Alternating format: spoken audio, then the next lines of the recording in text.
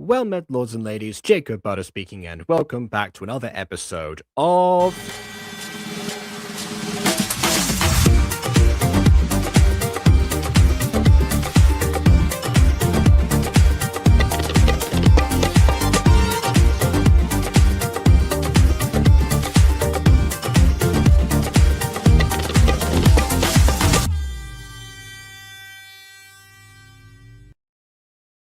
So yeah, everyone's excited about this one from what I've seen in the comments, for example. So, I mean, I'm not surprised. I mean, you even got people on Twitch, actually. Well, welcome back, Doughy the Dough Man, who are intrigued about, the continuation of this.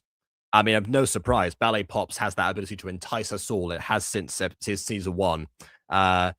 You could always say that, the people here definitely wanted more. Well, I don't know how true that is now, actually, because I imagine that Moore himself is probably more involved in this episode than before, because, last time he was, set up, and is the lingering threat, or maybe not, actually. Maybe he's still in the wings, waiting to appear. Where's the tutu? It's off frame. I'm sitting down. But yeah, they're talking about the thumbnail, by the way, and I guess anyone's watching this confused. Oh, I'm echoing, apparently. Oh. Let me try this. Okay, there we go. Is that better? Hopefully it's better, because sometimes the settings on the reverb end up doing weird things for some reason. Okay, well, the chat catches up. Okay, good. All right, fantastic. Yeah, don't know why that happens when I transport stuff up and down. I was on a call with Aiden earlier on. I was doing things, so I moved my supplies. But yeah, things are happening, let's say. But none of that right now, because, you get to see some of that in the possible near future. Who is to say? For the time being, I guess let's go ahead and look into the Ballet Pops once again and see if we actually, feature the other Ballet Pops, because the episode is called Finding the Ballet Pops, after all. Would make sense to me. So yeah, speaking of Aiden, he should be around sometime soon, by the way. I sent him the link because he said he was going to join me for this, but he's not here at the moment. So yeah, no guests right now until Aiden arrives. No Eli either, because she was only available yesterday, and I already promised I was going to do an half-hour review yesterday on Twitch, so it didn't quite work out. So hello, Eli, in the VODs. Hope you enjoy this. I'm sure that we will. So without further ado, on with the review. All right, tickets bought. Bank account broken. Yeah, those $1,000 for travel expenses, we're not going to get her very far, depending on how far she had to travel herself, but we never really confirmed that. Let's do this. They better say yes to it.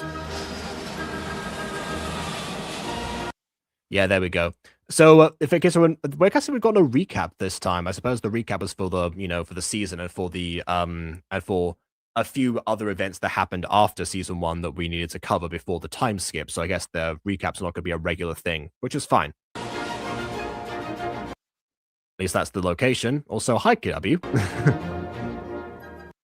I think KW also popped in to say hi earlier on. So I think she's, Oh, wait, no, we've got us about multitasking. Yeah, KW, look at the screen, you're on it.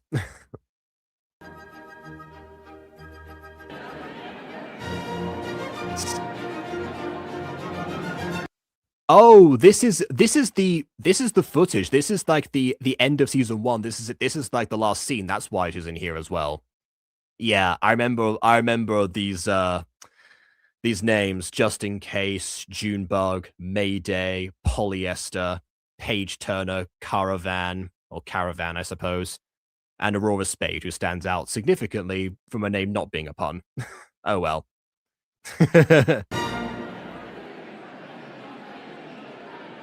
I pointed those out in season one, but I'm going to do it again because it's still funny. I also love how, unlike those programs, there's several different soloists, but obviously they have solos at different times.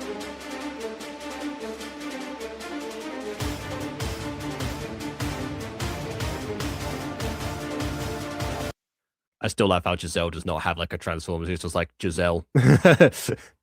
You have Sisone, Jete, Attitude, and Giselle.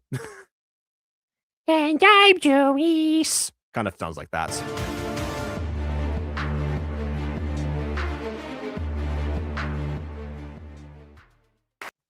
It's just me or those traffic lights. I don't know if I point out the chroma keying on that. It seems like there's like some chroma key filter that was on there that made the traffic lights seem strange on the intro. Oh, this character's I don't know if this is deliberate, but I think like on Gacha Life 2, the character's neck is or the head is like further down on the neck than normal. It might be because like she's like trying to puff out her chest to seem like, maintain that position. It could be that. I'm not sure. Yes.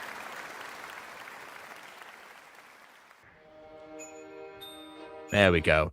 And we actually get, because it's Gacha Life 2, we get a bit more smooth motion with these things. Very nice to see. Dance time indeed.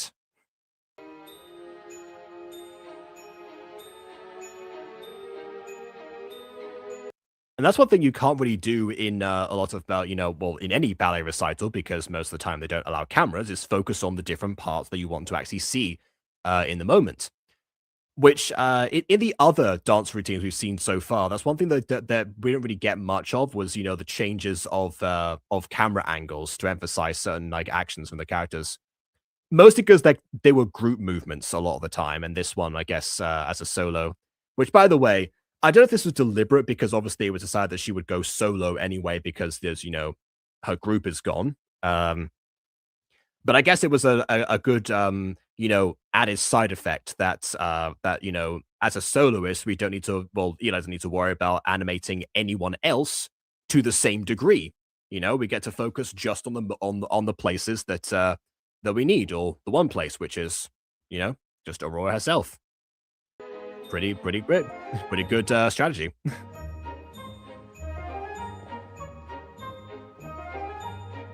Okay, so it wasn't the. Oh no, her head has adjusted a little bit, a tiny bit.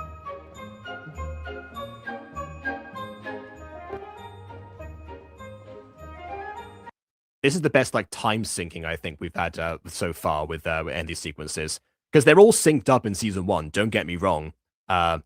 It's easy to do that with screenshots, I suppose. In this case, obviously Eli knows the movements. It's clearly another reason why giving Ballet Pops to Eli was a good idea in the first place. Make the Sonic Pops dance at some point, making sure they're in sync. Okay. Okay. Suggestion for you. If you want to go down this route, yes, it will take forever. If you want to stick on like the stop motion idea in typical gacha, just make the different poses. Like take a page in Gacha Life 2, make each of the dancing poses that you want in succession, so you can then apply them to the same characters, and then you can play them at the same time. That's the efficient method. If you want smooth like this, again, you'll have to do something different. I can't help you there. But if you want if you want a method for them to be in sync, there it is.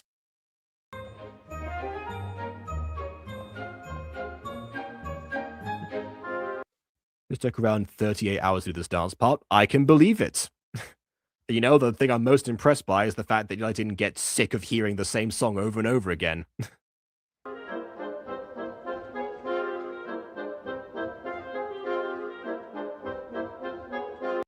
I guess the camera angles also help with not having to animate the entire body as well for these things. Maybe it would have taken longer otherwise. Yeah. I think those are custom ballet shoes. I think it's almost the really flat gacha shoes and some bandages. Yeah, I was gonna say, because I mean, I think I've seen shoes that are similar to that, but not quite the same. So yeah, you could be right there.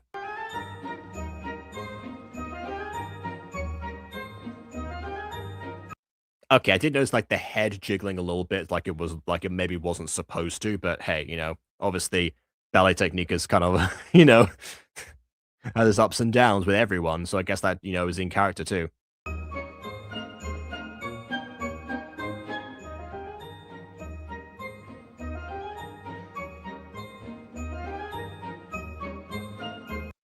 But I mainly point out the head because when you separate the puppet poses like this, Well, first of all, I guess putting them back together is going to result in like the head thing from like the neck that I said before. That might be the real reason.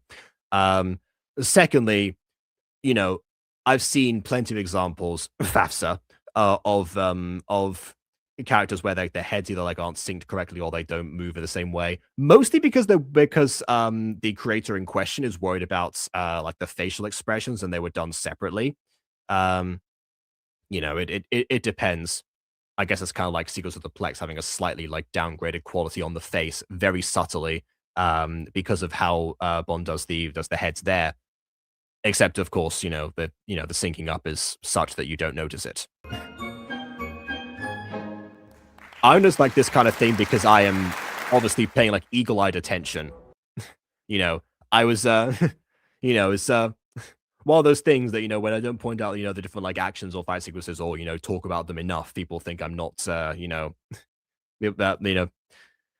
people wish that I engaged more with it. Hopefully, that was that works. Anyway, you ate that up, girl. Thanks, just doing my job. And being amazing at it. High five. Too slow. Okay, still playing around with that. Aiden, you missed you missed a good moment. I'm not gonna say it's the best moment yet. I haven't seen the whole video, but you missed a good moment. Slow down. Yeah, well, you're here now, so the video will slow down significantly. By the way, I forget what happened in episode 1. Case in point. Well, hey, it's real important. So what happened in episode 1? Well, okay, so episode 1, we meet Giselle for the first time. She works for some newspaper. Her very, eccentric and slightly hyperactive boss gives her an assignment to interview the Ballet Pops and where they are now. At the same time as investigating about the Ballet Pops, having no knowledge of them, she discovers a video left by their old villain, Silhouette, now going by Moore, saying that he is going to come and kill them in 2 months. Why would you why would you tell the time when you're going to kill someone? I have no idea because honestly, this is the thing. I said this in the last episode. Silhouette, or Moore, I guess, worked better as Silhouette by operating in the shadows and mostly doing, mostly kind of like having his own agenda, but aligning himself with people if he needed to, and sticking to like only what was necessary for his plan to work. He was like Toffee from Star Versus, if you think about it that way.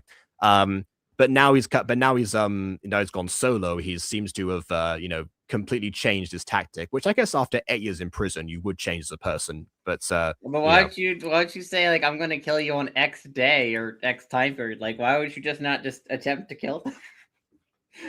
Yeah, that is true. That is true. Okay. Yeah, unless he's trying to make them afraid. But if he's trying to make them afraid, part of what happens afterwards is that Giselle, who has already got a backstage pass thanks to her boss to go to a Super Pops concert to see Majesty, she warns Majesty about the Ballet Pops being in danger so that she can get their rings so she can, find them and give them back so they can defend themselves. So if the plan was to just, let them be aware of like what happened and like make them afraid, then to be honest, the video didn't reach far enough because if it weren't for Giselle and the news report that was, very aptly timed, they would never have seen it because no one else has tried to warn them about anything. Also, if he was really wanting to kill them, it'd be so easy to kill them without their powers. They're just like regular people. It'd be so easy to murder them. I think that might be the reason he's so overconfident because he doesn't think that they're going to, But you warned them. You warned them in advance. Yeah. The thing is, the one thing that wasn't addressed last episode that was in the past seasons, the past season, I guess, is that yes, the Ballet Pops did part, and obviously Majesty has their stuff, but they didn't part with her on good terms. So it's possible that they never would have sought out Majesty in general, because they cut ties entirely. Maybe they didn't have the recourse to because they intentionally cut off communications. Not that Majesty doesn't know what they're doing because Celeste was able to find that out immediately, but she hasn't been keeping tabs until Giselle came over. I don't know. I mean, I just feel like telling them about your murder plan. I feel like it would make more sense if maybe the villain, for example, planted that note for someone to find it, so they would seek out the ballet pop so he could find them because maybe he couldn't track them anymore or something. I don't know. I feel like that would be a better reason for planting a threat. That would be a very smart idea. The only way I can see that, you know, kind of like being a little bit questionable logically is the fact that is the fact that he didn't actually set up or the idea of the interview. Unless he did, maybe the time wasn't coincidental and the boss was actually either bribed or suggested that would be awesome. I don't know if that's the intention, but that would be a pretty cool way to like make that, because I don't know. I don't like the excuse of he gave them like 2 months notice that he's gonna try to kill them. It's like, why would you give them notice? Just kill them. That's what I always do. It's just like, if I'm trying to attack people, I'm just gonna do it. I'm not gonna tell them. I'm not gonna be like, by the way, just know in 2 months you will be dead. FYI. Fancy man said Croc could choose weapon. Croc choose surprise. Anyways, Callie. Earthworm Sally spreading diseases from here to Cali. Oh, you think that's you know, a reference here? Yeah. Well, guess what? Yeah, I think I remember like the pun names that we had. You know, we had like Paige Turner in the previous scene, Caravan. I don't remember all the other ones now, but like everyone in the program except Aurora Spade had a pun name. Anyway, you know, I always missed my entrance after my quick change in Act 2.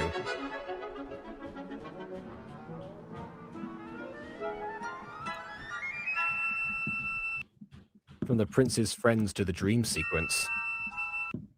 Yeah, Mayday was another one, yes.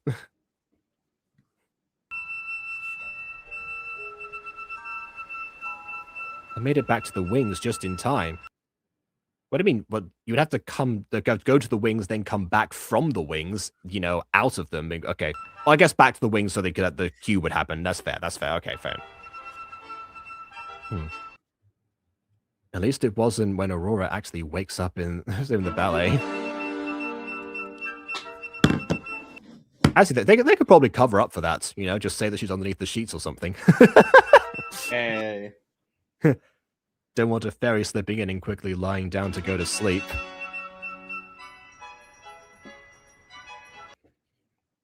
Oh, I don't remember seeing... Well, I guess lukewarm would be the other one, but I don't remember that one specifically, but I can imagine. Yeah, Mayday and Polyester. Polyester was another one. That was there. Oh, God. That's not a quick change, but it'd be pretty bad. Oh, that reminds me of a time when I had a mishap on stage.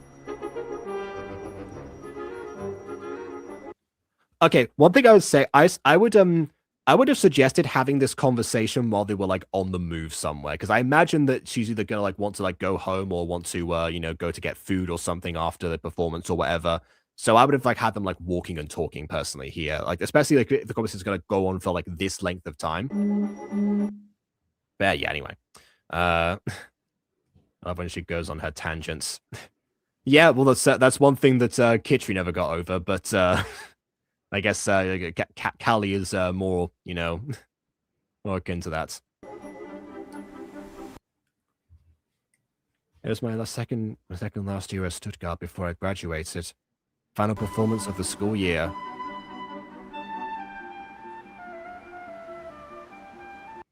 You know, it's nice to hear about Stuttgart a little bit more, considering that, you know, the events of the first year in general. You know, it's of course other things would have happened after that. You know, you don't normally get that kind of thing from shows where they just pretend that nothing else of significance happened in a place after you leave it. Exceptions include My Street, where we hear about Zane and the Shadow Knights in junior and senior year, but you know, most of the time that's not the case. Yeah. We had this section where there were 5 of us partnered with boys from our grade.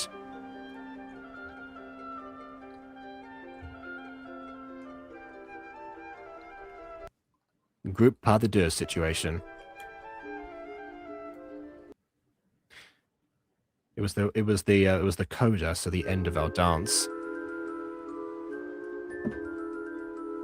Also, this could have benefited from like a flashback to that event, actually. You know, like a flashback, or like you just like see like narratives at the top of it, but get to see some of it rather than, because again, we've much like with the walking and talking idea, we've been on this shot for some time with nothing else really happening. We were all lifted by the men while the main couple did cool fancy things. Hopefully not for that long, actually. Depending on how long the fancy things were, they'd be up there for a long time. Having my partner drop me on the way down, twisted my ankle. Yeah, that's bound to happen a couple of times. Yeah. In the arms of the angels. Yeah. I thought also, yeah, she made it seem like that was gonna be like a mishap from her, but I guess she said she had a mishap rather than, it wasn't her fault. I mean, she didn't say the mishap was her fault. Yeah, I suppose not.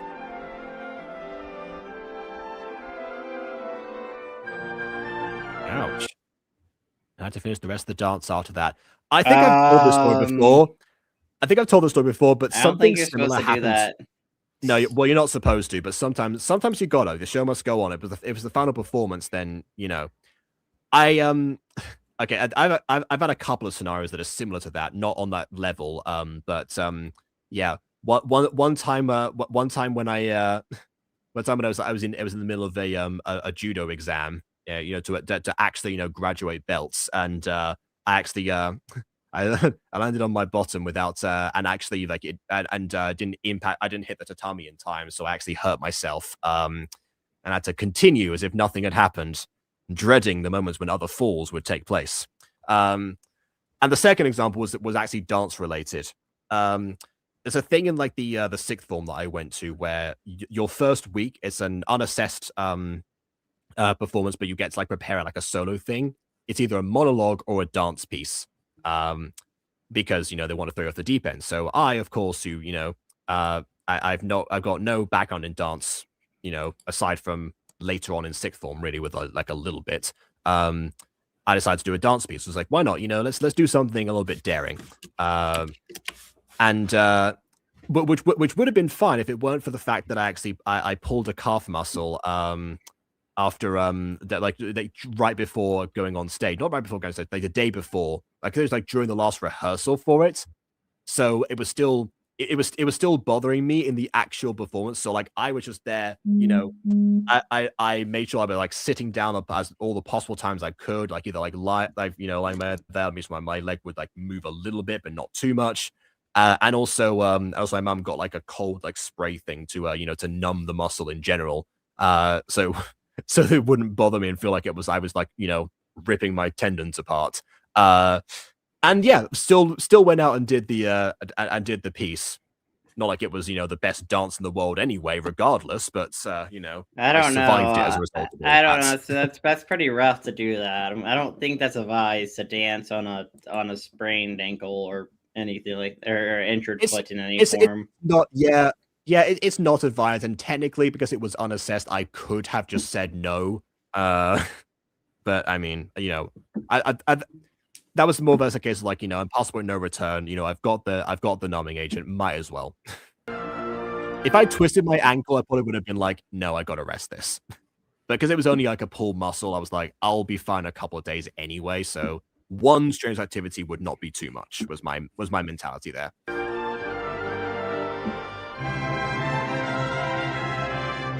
Yeah, exactly. That's showbiz for you. That's dumb. Yeah, that is true, and it's an attitude it's been fading away over the past few years anyway. Especially because like all the people who are in charge of like health and safety in different venues keep telling you show must go on is not a thing. I don't care if it's a Queen song; it's relevant to the panto. Doesn't matter. We're being safe. Anyway, I hope you put some ice on it after that. Gosh. Awesome cold numbing agent spray. That's does the same thing basically. It's cold. Anyway. Oh, don't worry, I did. Luckily, my next dance wasn't for a while, so I had some time to rest. Yeah, if it was the final performance, then yeah, you probably had like, summer break or something.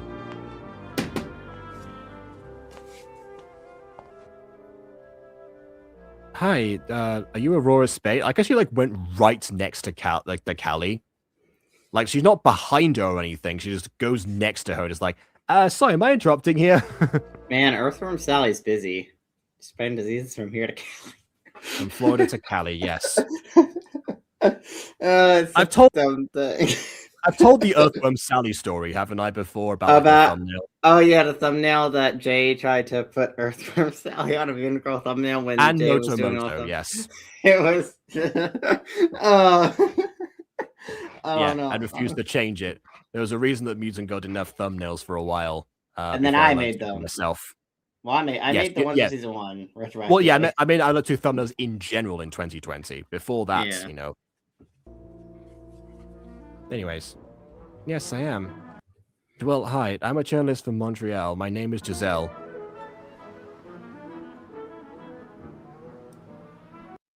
I was wondering if you'd be interested in having an interview about the Ballet Pops. You know, I think about it, they might have been having this conversation in English. Before this point, of course.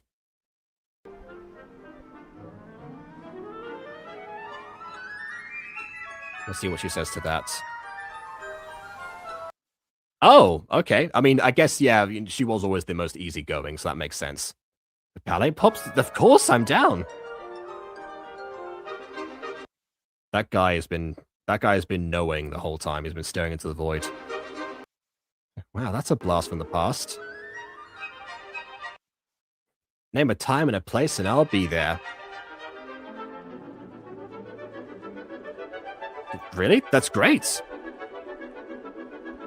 It'll be in 3 days in Montreal. I think she meant more so either, well, first of all, a place you can easily access without without having to make, you know, like late flight choices, but also more specific. This is a thing that actually happened in like in a Jazz Pops episode where they just like said like, "Ah, yes, we've got to search for this thing in Australia." Okay, where's the item? In Australia. Deal with it. Let's see if she specifies. Sounds amazing. Yes. Of course. Please ask for like the name of the newspaper or something to round it down. I should be able to get there. Tomorrow is our last show, Sleeping Beauty, and then we have a week before our Nutcracker show starts. I hope you've been rehearsing for that before that point, because that's not very long. Okay.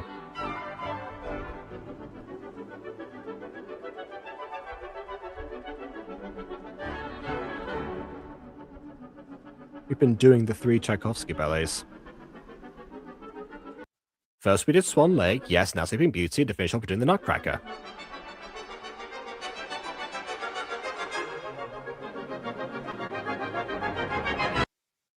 Just saying that because the performers are meeting fans as friends who watch the show. That's my guess. Well, I mean, if that's the case, then surely they would have had like, you know, some other people. Maybe no one came to see Aurora specifically, except for Callie, of course. Speaking of which, that reminds me of a time when I was a ballet pop. We got teleported to a... I don't know how to describe it, really. No, I'm going to say the same thing to you that I say to Aiden. Save the details for the interview, because, you know, if you say things too early, you're not going to want to just tell by them again afterwards. It was like we were in the story of Swan Lake, but instead of swans, it was pigs. Yes, this is, by the way, a reference to episode 3, I think it was, Swine Lake, because that was, you know, a misspelling on part of was it Disrupt? That wasn't Disrupto who did it. Yeah.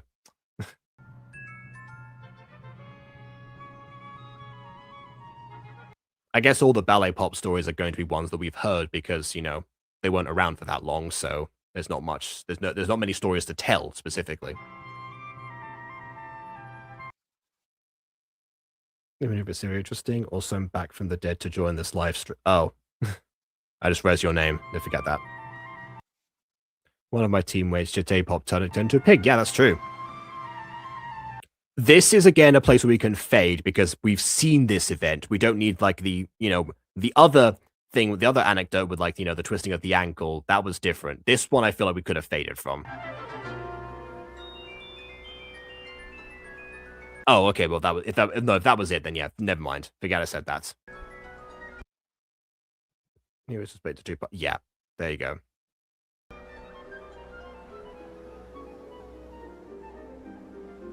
14 Sunnyvale Avenue. There we go. Thank you for specifying. Sunnyvale. Oh, we going back. We're going to see Buffy.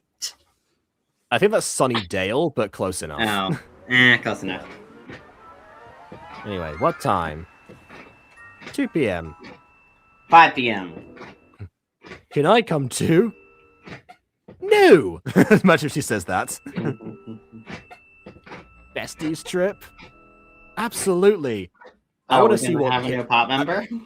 I want to see what Kitri is like, interacting with both Callie and Aurora. Oh, I can't wait. It's been so long since we've seen each other. Why didn't you keep in contact?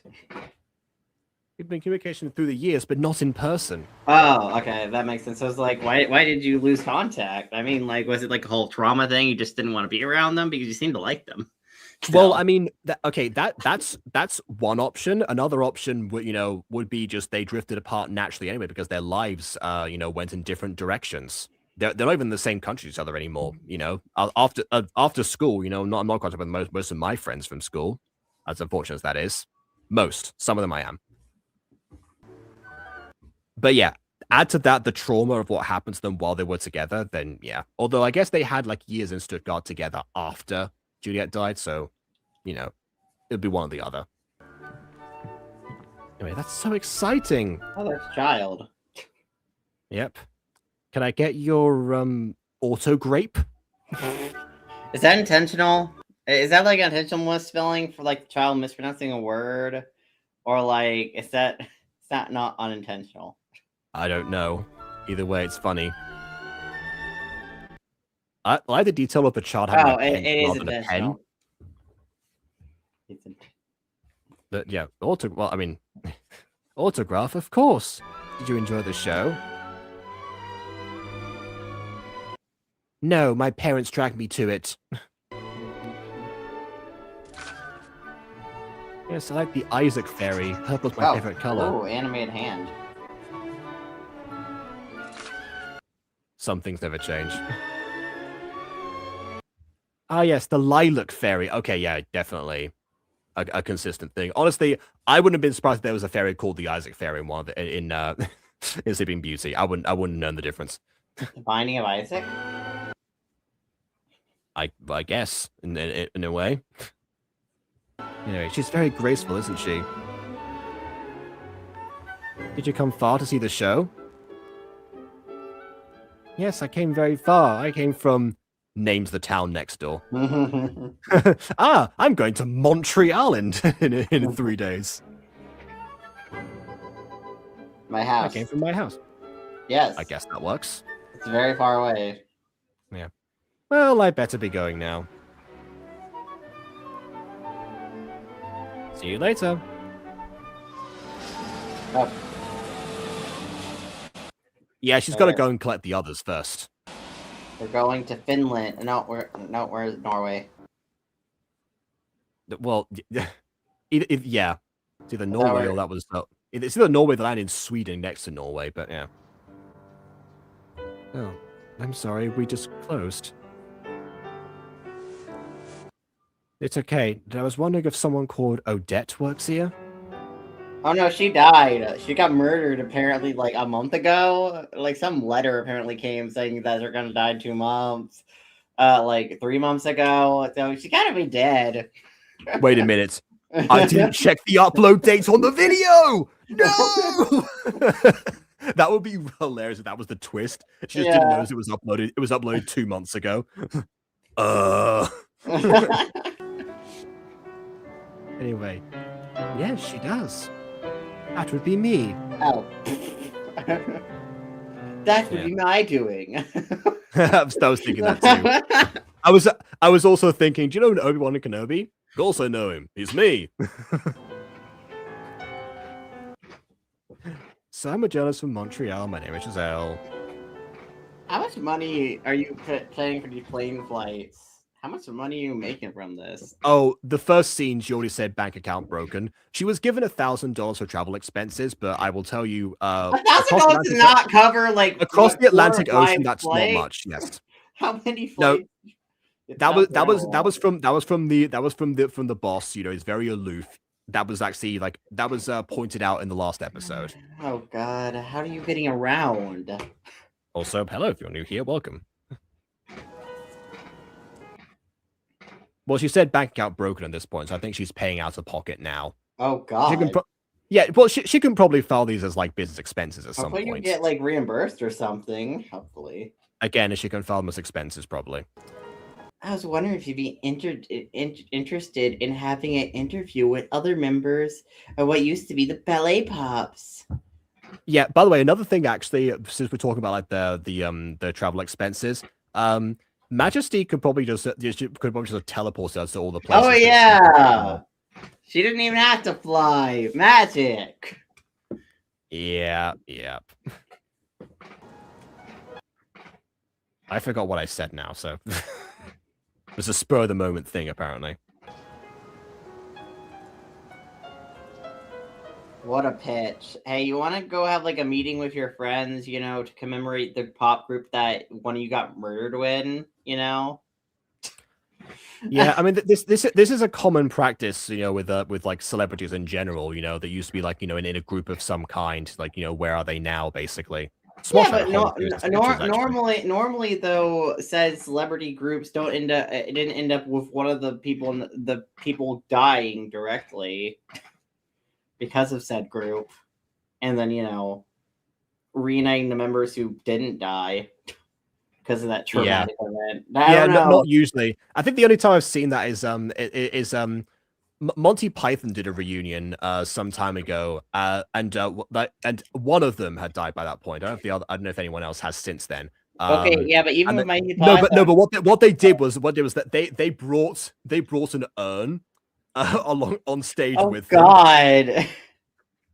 Horrible. Yeah. No. And then at one point, it's like they were having like a casual conversation or something with like the interviewer. One of them bumps the urn, the ash falls on the ground. They all scramble over to get the ash, and they take about 2 minutes to put everything back in, or as much as they can, sweep some of it under the rug, basically, and then just go.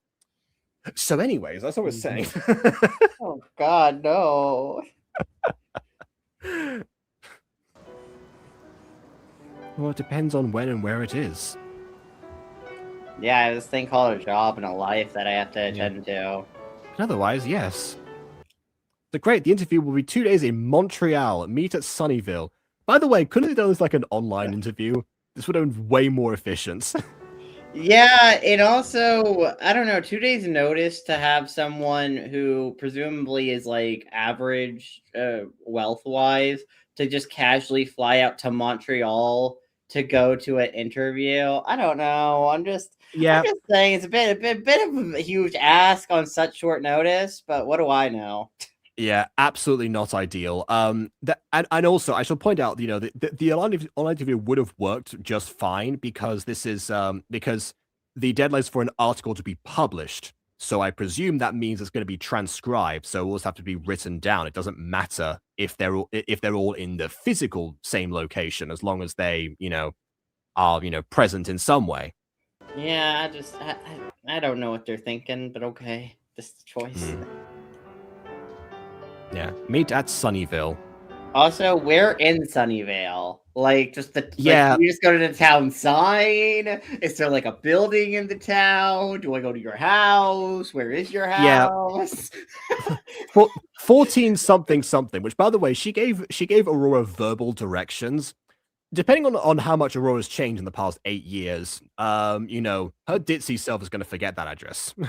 Also, wouldn't it be better if you gave like a business card or like a paper or like something in writing to everybody? And ideally money to cover a plane to get there, unless like I think she's got enough left for that. Are they being paid to do this interview? Because that's a lot of money to fly up to Montreal just to fly back home. I mean, but okay, that's a choice. Yeah, I don't think this is very well thought out, but these are not very good thought out plans. I don't know why. I'll have to agree to this. I wouldn't agree to this. In person is better than people we haven't seen in forever. So much better than online. Yes, but Giselle's objective is to publish the article. She's not worried about, like, you know, if they physically unite in the same location. from the Ballet Pop's perspective, it depends. I get the feeling that Kitri is not going to be as keen on a reunion as these two are. But we'll see in a bit anyway if that does happen.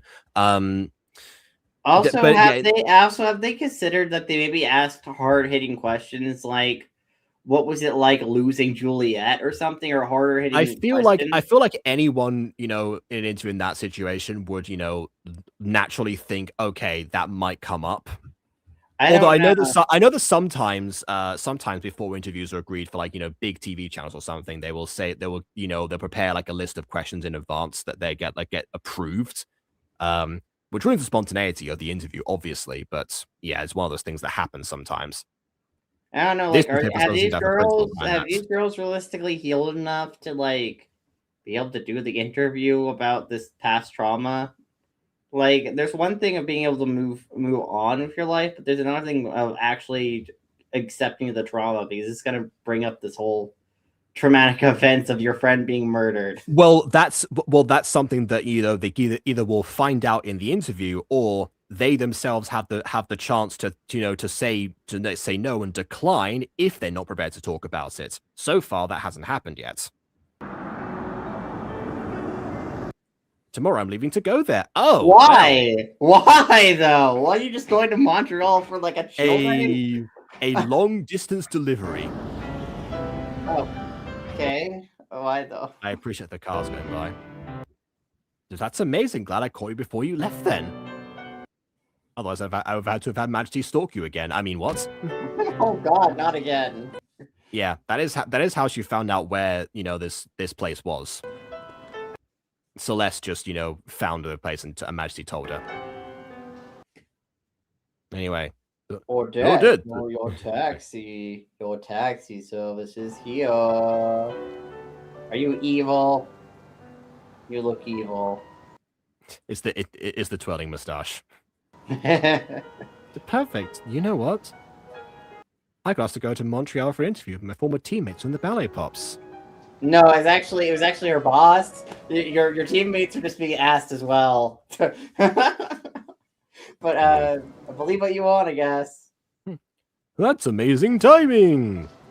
Now let's get into the coffin over here. Just this nice soft coffin. We even plot twist. This is more in disguise. Not to pry on your conversation that started literally in front of me while I was talking to her, but why are you going there? I appreciate the gesture as well. As much as the ballet scene gets a lot of credit for, oh my God, you're dating the guy who wants to kill you? I'm kidding. Whatever do you mean? I've only got noble intentions. He's just been up here to visit me and my family, and now we're going on a holiday together. I guess he's from Montreal, potentially? I don't know. Or maybe it's just a vacation to a random place, but okay. Oh yeah, that's true. Oh, no. Okay. There we go. Oh God, I was joking about being the villain. That was a joke. Why is it actually true? No! Oracle powers from both of us. I was like, yes, hello, I'm evil. Hi, I'm Mord, Nicholas Mord, and you're dating me. Giselle. The person who just asked Odette if she could be interviewed.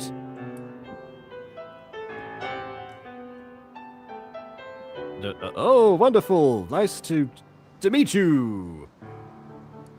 Likewise. Anyway, I've got to go now. Meet at Sunnyvale in Montreal. Where in Sunnyvale in Montreal? Where? At the address that I'm now going to give you. The address is as follows. Okay, that's the time. That's good. That's good. Yes. Okay, we have a time. See you there.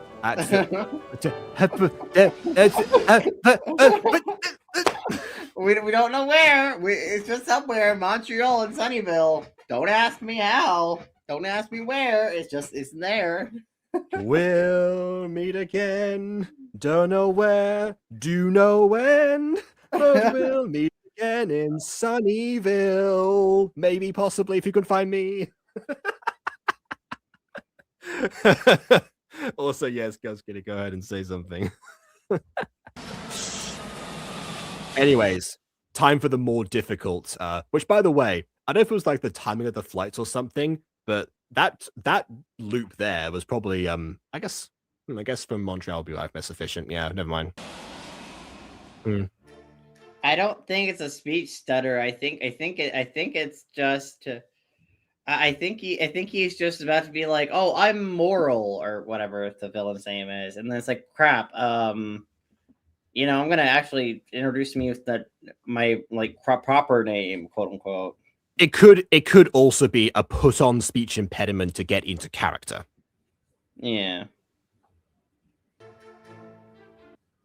Anyway, for the final boss, you must be the final boss. Oh God.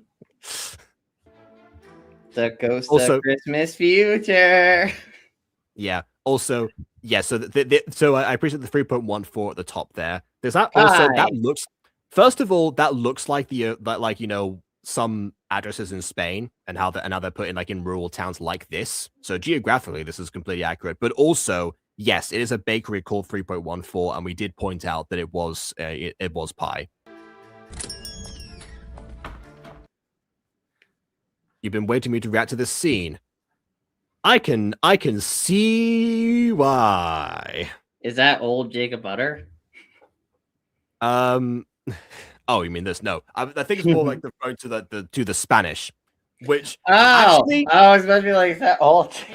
Okay, actually, I got to reveal something here because I just remembered this myself. Oh wait, you dubbed the Spanish. I came up with Spanish. Well, I mean, I didn't. I don't. Well, I mean, I checked it basically. So, yeah. So I mean, either I checked it or like I translated the lines without the context. Which, if that's the case, I think I might have I actually might have made a spelling mistake there. There should be a D in front of that lone E for that line to make sense. But yeah, aside from that, lo siento. No sé cómo puedo explicarle esto de forma más clara.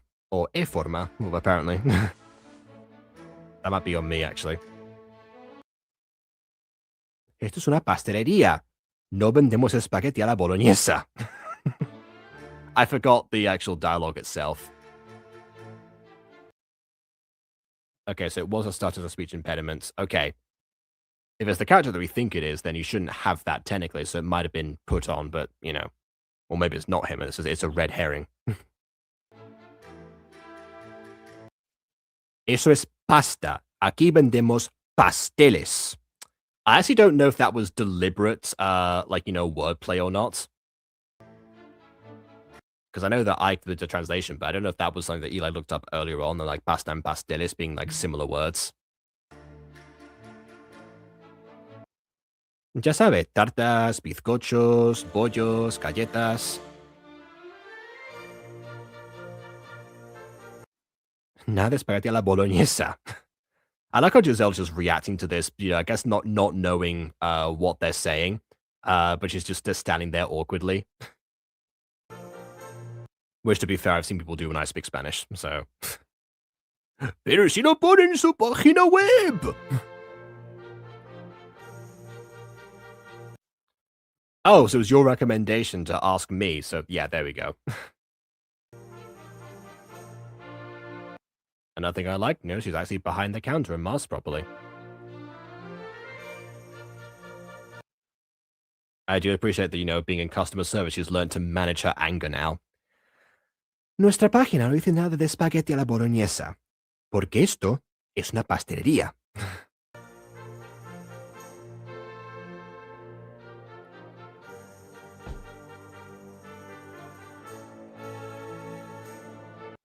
Pienso darles una estrella. Y no volveré a este establecimiento. Allá si no tiene espagueti a la boloñesa. Su servicio a la clientela deja mucho de desear. Although, yeah. I actually look up if I was like, "Que desear" or "de desear." I always get those mixed up. Esperábamos de un restaurante francés.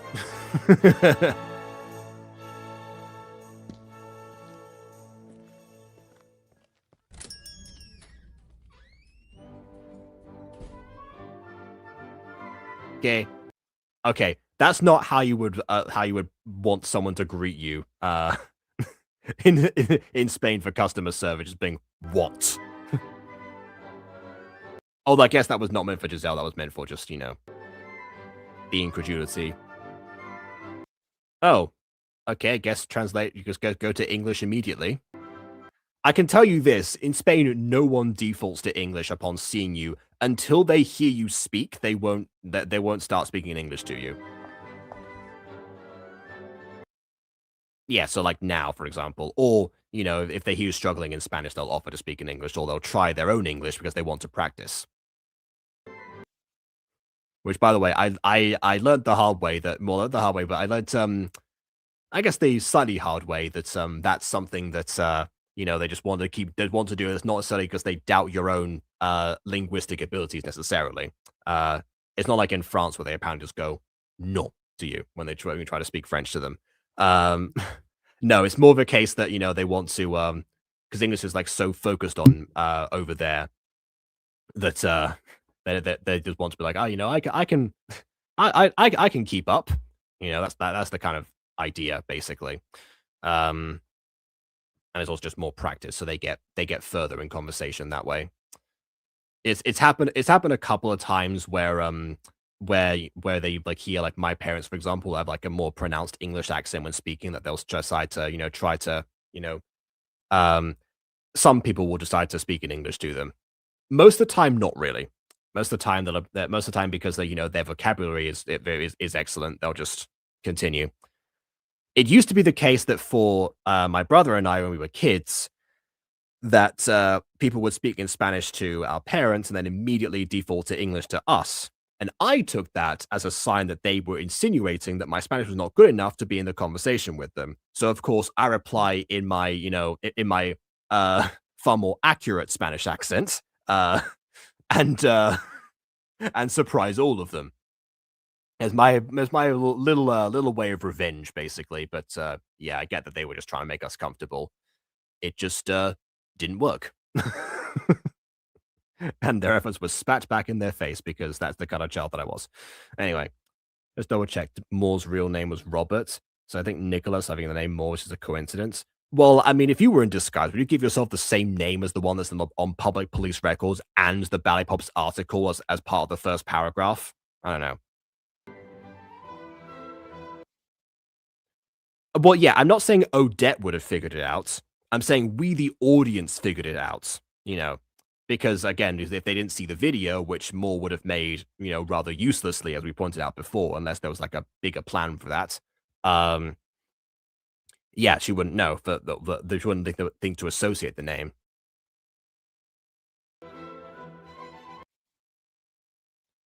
Also, I don't think his last name was Moore anyway, so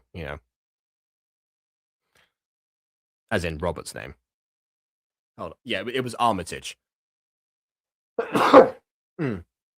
Anyway, hi, could I speak to the owner of the bakery by any chance?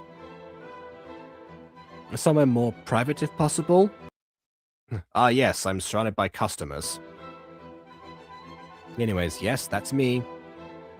What are you looking for, a cake consultation?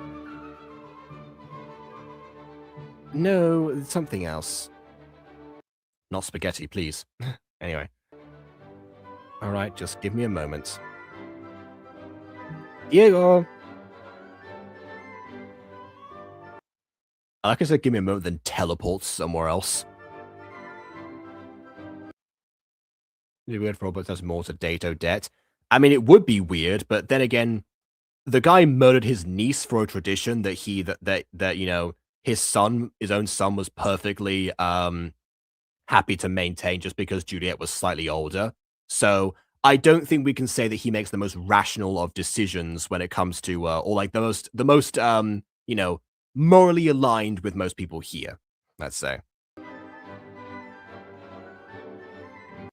that pose is my favorite in the video so far, including the ballet scenes. Yes, whatever.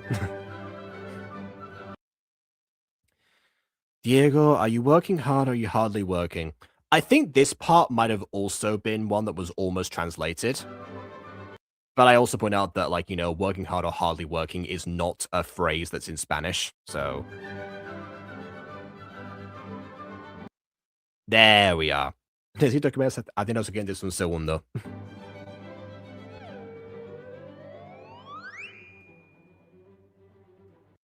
A vuestro servicio, mi señora.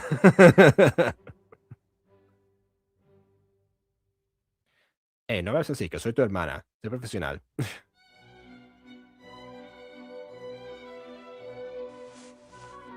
Perdón, a la orden, jefa. That was definitely a me phrase, because a la orden is very specific, yeah. Eso no está mejor. I cannot read this. Mejor que pueda. The translation is above him. I mean, yeah, but I can't read the Spanish. Unless you want me to butcher Spanish. Because No, it's fine. I just read the line myself. Anyway. Come with me and you'll see a world of endless imagination. Please don't question how I achieve teleportation. Yeah. By the way, how'd she know she spoke English and not Spanish? That's what I was saying before, is that most people won't default to English in Spain unless they hear you speak first. And even then, some people, if they hear you speak Spanish, you know, confidently enough, they'll just keep talking to you in Spanish because, you know, actually it also depends on the generation because like there's a certain like point where people used to learn French in school rather than English, and that just changed from one year to the next. So certain older generations don't know like much English at all. You know, like middle generations will you know, that they will want to keep practicing and maintaining it because, you know, it's obviously like heavily emphasized, and I talked about this already on the video, so yeah, I won't repeat myself too much.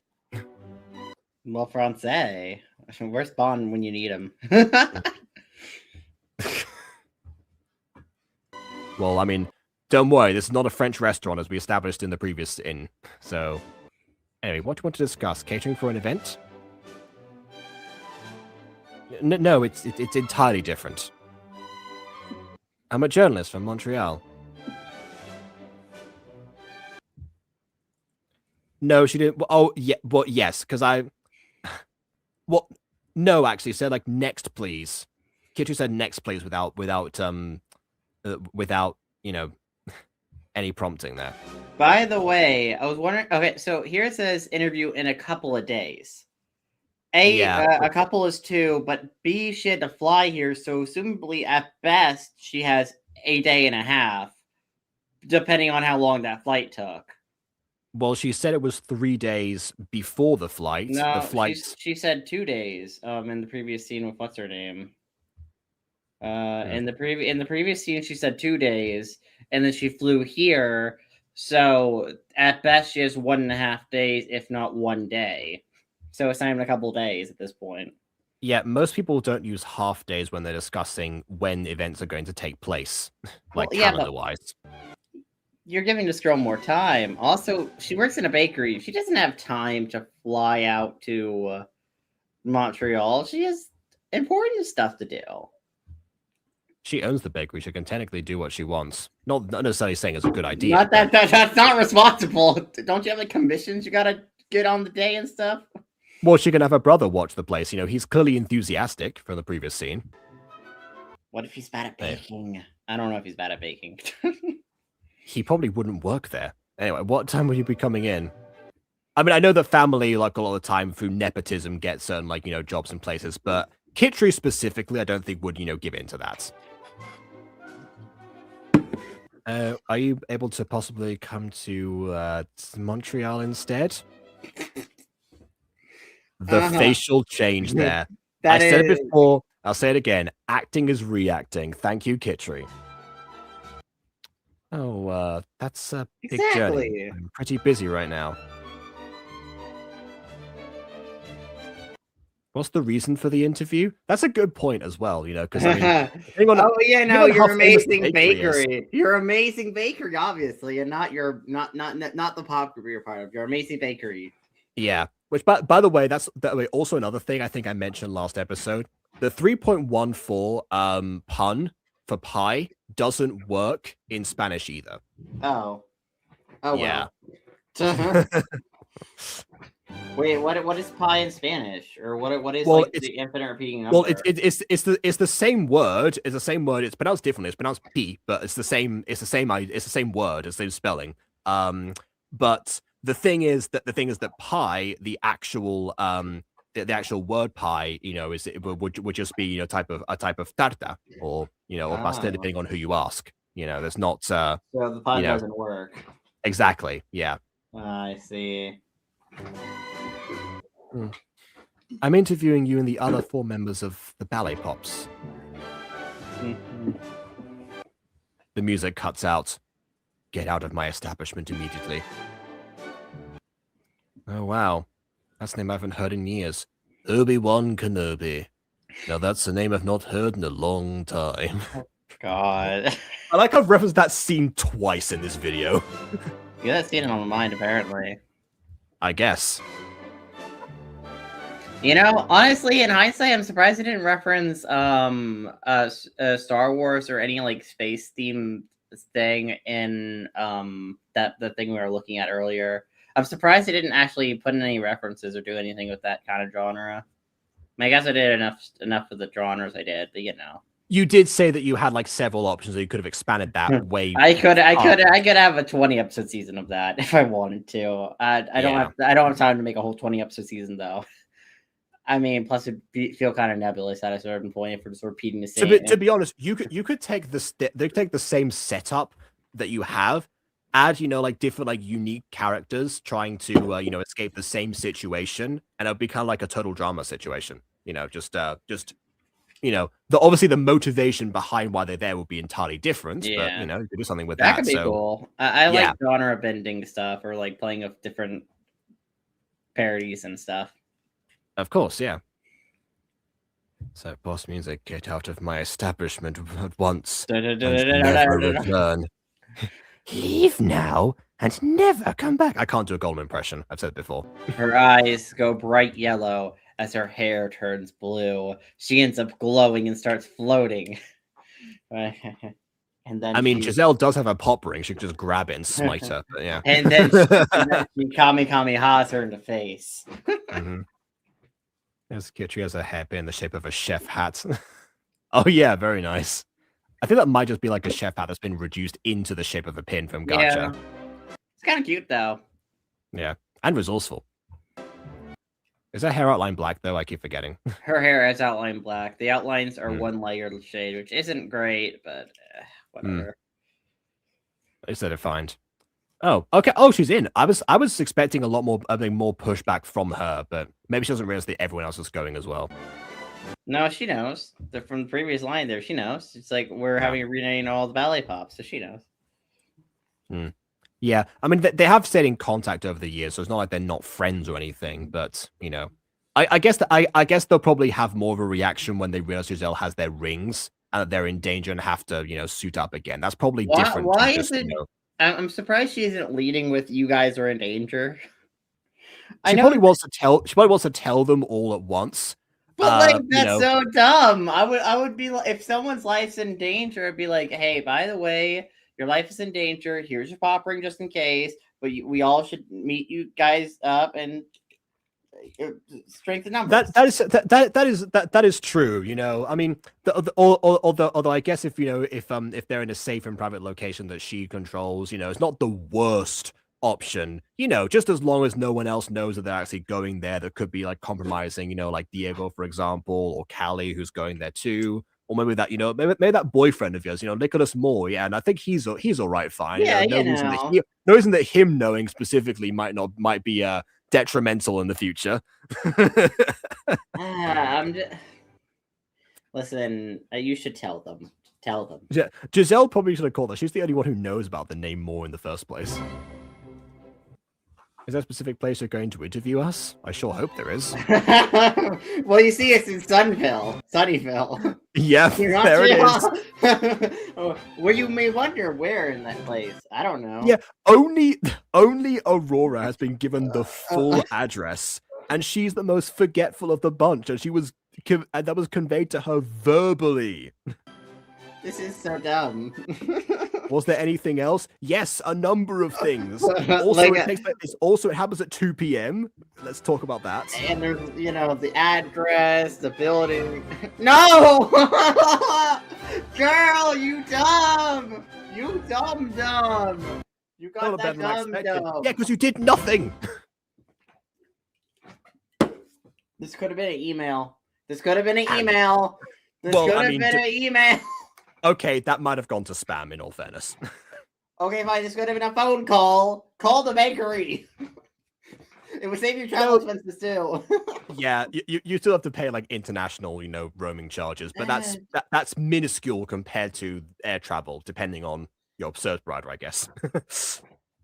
I hope it would be minimal compared to flying. Jeez. Yeah. I think we still have a deal over here that we can call any home phone number in Spain from our home phone number. Nice. Yeah, and free of charge for under an hour. So I remember a couple of times where I had to say, okay, I gotta hang up. It's been 59 minutes. Okay, bye. It's been 59 minutes. Gotta go now. Yeah. I mean, obviously nowadays I just call people on Discord, but that was before we had Discord. There are no international charges here. Yeah. God, that was before Discord existed, actually. Yeah, if there were international charges, there'd be a lot of charges. There'd be a lot of charges. Yeah. Those are bad. They probably think Moore is still in prison, and that once those two Bobs in episode 1, they feel safe. Yeah. No, I understand that. That's why I was saying Giselle, having not informed of danger, they don't think they're in danger. I know that they're not, actively looking out for someone named Moore. Giselle, on the other hand, is the one who has seen the video, knows the significance of the name Moore, didn't clock onto it, and also revealed where they were going to go, aside from the actual concrete address. To the person with the last name Moore. Yes. I don't know. I mean, it's just one of those things where it's like, come on. Think smarter, not harder. Mm-hmm. But it is kind of, I don't know. I mean, also, I hate how the twist was pretty much given away immediately, though. Because I feel like the twist could have been left more if he didn't say his last name. Like, that is true. Instead of saying his last name, but, the twist would have hit a lot harder because if he just didn't say his last name, but no, he had to be like, hi, my name is Helen Mort. And give it all away. Yeah. I don't know. Yeah. It's like one of those things where it's like, and now as a viewer, we know the twist, which obviously, and the character should know the twist too. The character should know the twist, but they don't for some reason because plot. Majesty also has done a thing despite being told of more, and she has more power than Giselle. Well, Majesty could probably track down more. Yeah. Well, Majesty tossing with Giselle is honestly like part of her MO. Like she doesn't like, I mean, she does get involved occasionally. She usually picks the more fun quests. Now I think about it, in Super Pop, she actually does, join in for, like the beauty pageant, for example, and the elements of that nature. But most of the time, otherwise, she just kind of like chills with Prospero. Also, you know what she could do if she knows the girls are in danger? She could just like teleport them in the ring with a note saying, hey, you're in danger, or B, give them like a secret pop bodyguard where like you just have a random pop from a random team who's not doing anything, just like kind of watching them from the shadows or from a distance, making sure no one makes a move to kill them. You could do that. That would help. Yeah, I mean, Rena Furtive is canon to this universe. Oh God, I forgot about that. That suit is ugly, though. That suit's so ugly. It doesn't matter. It's meant to not be seen. Well, it's blue in a city that is beige. The city is beige. You would have to making the suit yellow probably would have been better. Make it like a dusty yellow. I assure you, there are plenty of non-beige, places in Paris. But regardless, I know that Eli doesn't, that like to, involve the other, other franchise characters if she can avoid it. So that probably would not happen. But I mean, just in general, yeah. there are options.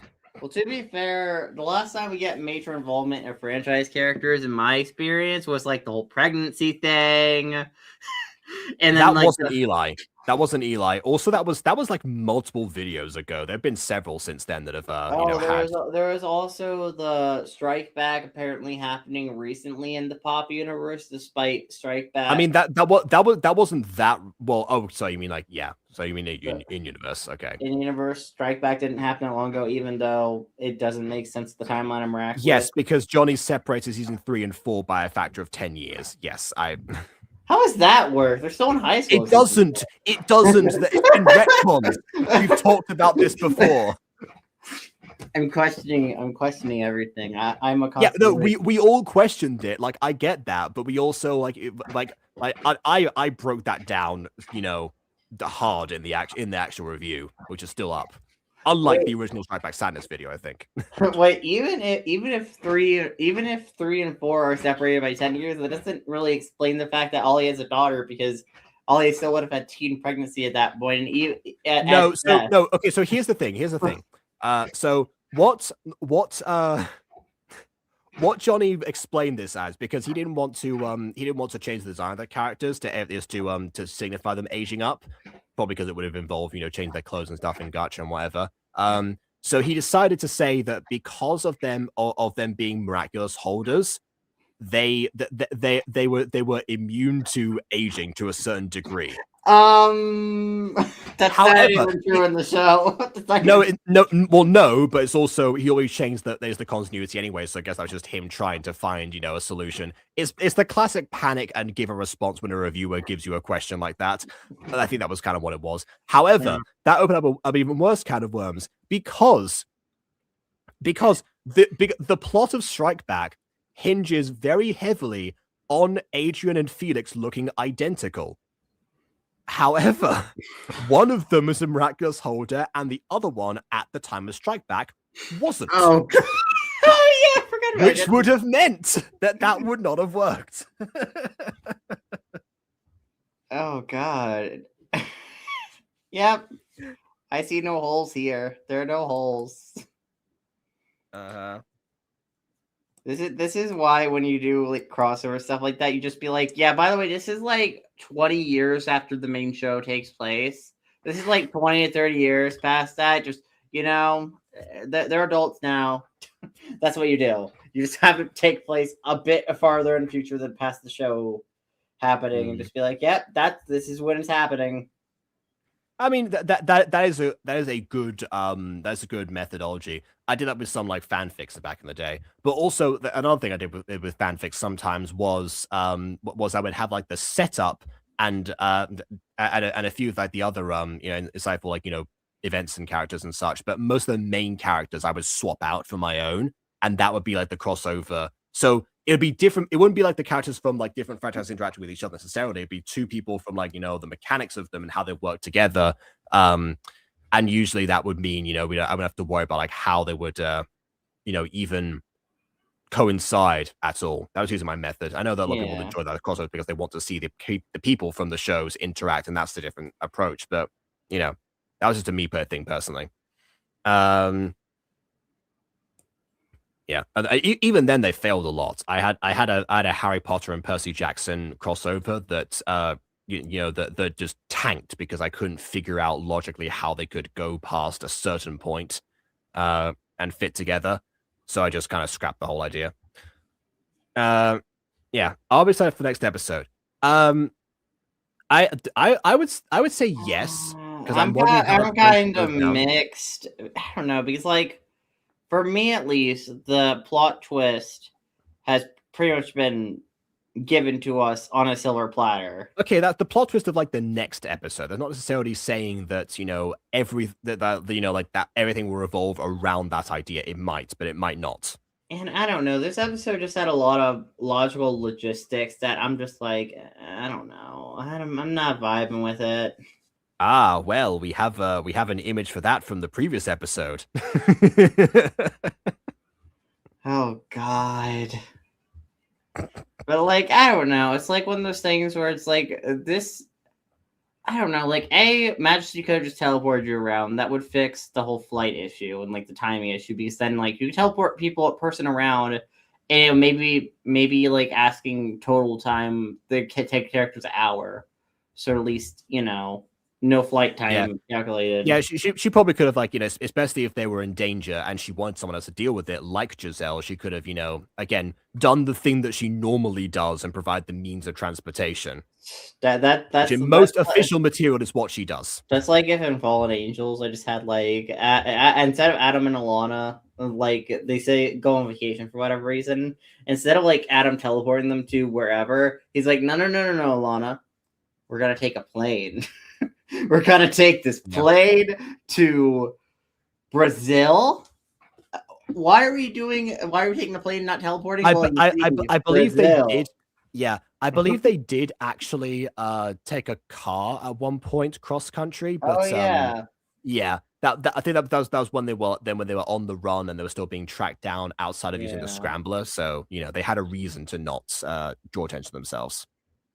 Yeah, just teleporting to random places. Also, he was kind of unclear where he was going anyways. He just knew a general area, being like, okay. That's also true. He's never been. Well, I mean, actually, I guess he would have probably been to Florida before, but yeah, the specific address would have been, like this situation, the specific address. If he had the knowledge that Majesty did, he would have been fine with doing that.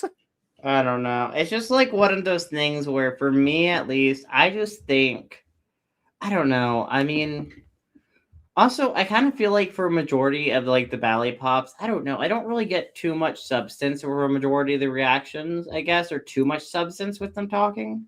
Maybe the first one, like the first one we visited in the early part of the episode, I kind of got a little bit more from. But I feel like the later two, we just didn't really get much from, besides one of them is dating the main villain, who the person talking to them knows they're the main villain, but's not saying anything. I will say Kitri also was quite clearly defined as well. I mean, she always was like the more like no nonsense and direct one out of all of them, and that still came across.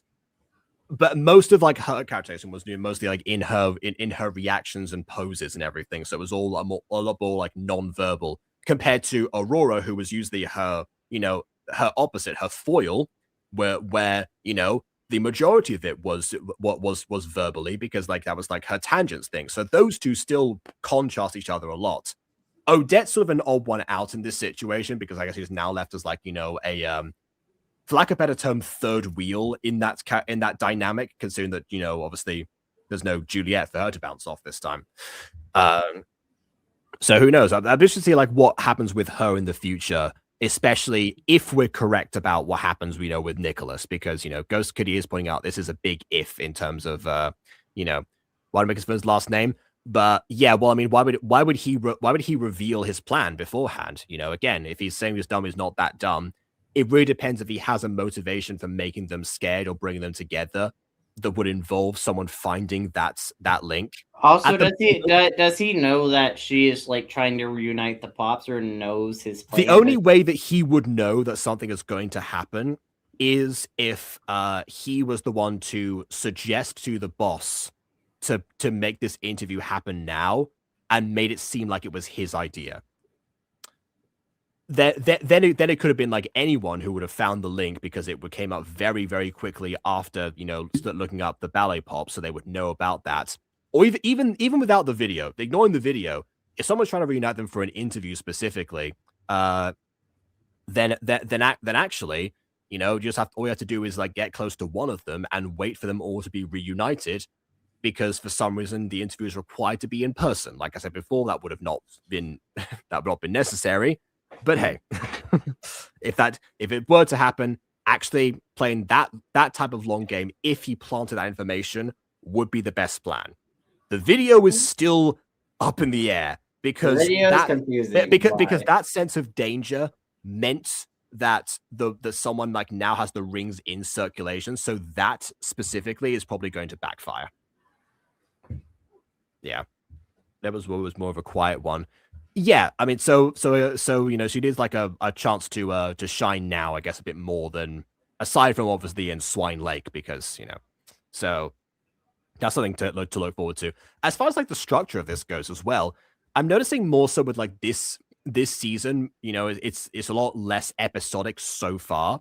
It could be that because I was wondering last episode if they read the ballet pops and they came together, what happens now? Because they're only together again in order to I guess in order to protect themselves from more in this case. So it's not like they're gonna be like going out and like actively doing missions or performing concerts or any of the other pop stuff in the first place. I'm wondering if the setup of this season is going to come back to backfire, or if it's just going to be the case that much like Jazz Pop season 2, which was one plot line entirely, and it had been the best season of Jazz Pops. There was them either them trying to rectify something that happened in the past. So maybe we'll go down that direction, and should they decide to stick together after this point, maybe there'll be more episodic stuff in the future. Or I don't know. Maybe. I mean, I would kind of like a more. I would kind of like a serialized approach. Serialized approaches are could be pretty fun. Although I think it'd be cool if this season took a direction of maybe having it be like a character analysis of grief and like the trauma of everything that happened. That was the original plan for Ballet Pops as a concept. Because as Gosuke pointed out, when I actually conceived of the idea in the first place, it was because it was under the suggestion, what if there was a pop group where one of the members died because Eurovision Pops didn't exist yet. And the idea was like, okay, well, in this, yes, there would be a new member who would be like sort of like the main character newcomer coming in, sort of like how Camilla did in the first episode, but there was no like main character thing there. It was just like a balance of all 5 of them. She was just the audience surrogate for one episode. But in this case, it'd be like a case of like someone having to try and my original vision was that person trying to fit in with a group, but them not being fully accepted because they're viewed as like a replacement for somebody who's no longer there. So by no fault of their own, they're compared and contrasted to someone that they can't live up to. That was my original vision for that. And then once it morphed into like the idea of Ballet Pops, and obviously Eli's knowledge of ballet is second to none in this circle. That was handed over to her. And then she decided, okay, well, I'm going to instead of having this from the perspective of that first character, we're gonna get to know the character that died first of all, make her the main character, and then get to this point. So this is the point in the series that was originally from like my like conceived idea, except aged up and with added context. So that the idea was to process the grief. So if that's still an effect from the original idea, we're going to see that at some point. It's probably going to be paired up with the rest of this. But yeah, my original vision was that was again episodic interactions where they get to know the characters more, like get to bond and see this person who is different to the other one, but she's still trying to do their best and bear together and all that fun and jazz. But yeah, I guess time will tell in that regard. Again, this can go like a number of ways. I suppose, it does risk running into, some the logical pitfalls that will become more apparent in a serialized season than they would be in an episodic one, where the plot the plot holes all inconsistency would be left to one episode and that's it.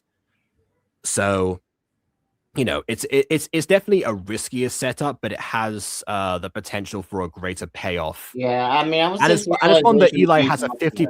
Yeah, it's one that Eli has. I would say probably a 50% success rate in terms of doing, because season 4 of Jazz Pops also was one adventure throughout. It's just that execution wasn't as great. So it really does depend. So if this is going to happen, in the modern day, and we're going to get a similar pattern, then yeah, by all means, I'm excited for the next bits. It's a shame you never got to see the ballet sequence. That's that was I will say that is probably the best moment on a technical level. Uh, and I can see why it took 38 hours. As for as for like everything else in here, I didn't talk about too much about like other visuals because I mentioned like the masking, the different like accurate looking Spanish streets and such. But other times it was kind of paired up with or directly coming after moments where things were like a bit more static because it was all like much more verbal. They were just like standing around for some time. You know, but it really depends. I like the idea of like the traveling across the map and like the head of Giselle just on the plane. The only thing I would have like done possibly to alter that would be like her different like mental state as the plane as the flights continued would be like declining. But then again, she got a lot of success, so I guess it wouldn't really have mattered. Yeah.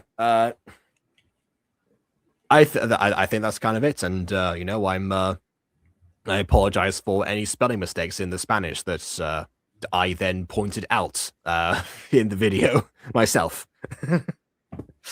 But yeah, so fun stuff. We'll see what happens. We'll see what becomes of it. I gotta go now. Much to do. Got a few things to print and big day. Things to do. What else does Glory say? I don't know. Much to do. Yeah. Oh, we'll be doing a lot actually because tomorrow, probably yes. Probably. Yes. Hopefully, we're going to be actually continuing the main series. Depends if we can get everyone there because there's so many of us now. I've thought of like an innumerous reason why one of us could actually be absent, but that I will outline in the server. For now, please leave a like or dislike. Looks like because your opinion matters. Yeah. It's a document visual ballet pops. It's still there probably. And subscribe if you haven't done so already. And on that note, until next time, Farewell.